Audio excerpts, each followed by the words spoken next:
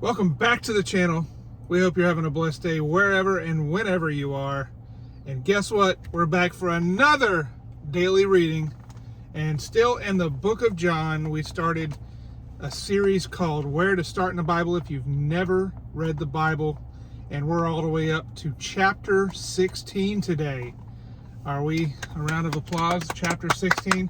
And if you've been following us this whole time, or even if you've gone back and caught up, yay! And as you know, and if you've watched our channel, we have a very special guest with us today, Mr. Dion!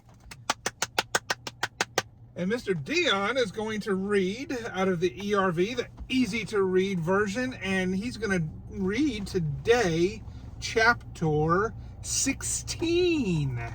Mr. Dion, whenever you're ready, take it away. Okay, reading from the ERV, chapter 16, or John chapter 16, and away we go. I have told you all this so that you won't lose your faith when you face troubles. People will tell you to leave their synagogues and never come back. In fact, the time will come when they will think that killing you would be doing service for God. They will do this because they have not known the Father, and they have not known me. I have told you all this now to prepare you. So when the time comes for these things to happen, you will remember that I warned you. The work of the Holy Spirit. I did not tell you these things at the beginning because I was with you then. Now I am going back to the one who sent me. And none of you asks me, where are you going? But you are filled with sadness because I have told you all this. Let me assure you, it is better for you that I go away. I say this because where I go away, I will send the Helper to you. But if I did not go, the Helper will not come. When the Helper comes, he will show the people of the world how wrong they are about sin, about being right with God, and about judgment. He will prove that they are guilty of sin because they don't believe in me. He will show them how wrong they are about how to be right with God. The Helper will do this because I am going to the Father. You will not see me then, and he will show them how wrong their judgment is, because their leader has already been condemned. I have so much more to tell you, but it is too much for you to accept now. But when the Spirit of truth comes, he will lead you into all truth. He will not speak his own words.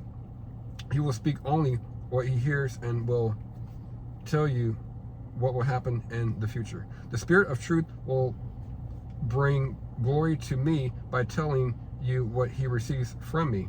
All that the Father has is mine. That is why I said that the Spirit will tell you what he receives from me. Sadness will turn into happiness. After a short time, you won't see me. Then, after another short time, you will see me again. Some of the followers said to each other, what does he mean when he says, after a short time you won't see me, then after a short time you will see me again? And what does he mean when he says, because I am going to the Father? They also asked, what does he mean by a short time? He says, we don't understand what he is saying. Jesus saw that the followers wanted to ask him about this, so he said to them, are you asking each other what I meant when I said, after a short time you won't see me, then after another short time you will see me again? The truth is, you will cry and be sad, but the world will be happy. You will be sad, but then your sadness will change to happiness. When a woman gives birth to a baby, she has pain, but her time has come. But when her baby is born, she forgets the pain. She forgets because she is so happy that a child has been born into the world. Is it the same with you? Now you are sad, but I will see you again, and you will be happy. You will have a joy that no one can take away. In that day, you will not have to ask me about anything, and I assure you, my Father will give you anything you ask him for in my name. You have never asked for anything in this way before, but ask in my name, and you will receive, and you will have the fullest joy possible. Victory over the world. I have told you these things using words that hide the meaning. But the time will come when I will not use words like that to tell you things. I will speak to you in plain words about the Father. Then you will be able to ask the Father for the things in my name. I'm not saying that I will have to ask the Father for you. The Father himself loves you because you have loved me, and he loves you because you have believed that I came from God. I came from the Father into the world. Now I am leaving the world and going back to the Father.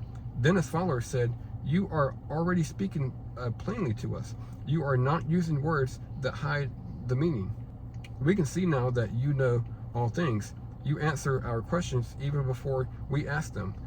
This makes us believe that you came from God." Jesus said, "So now you believe.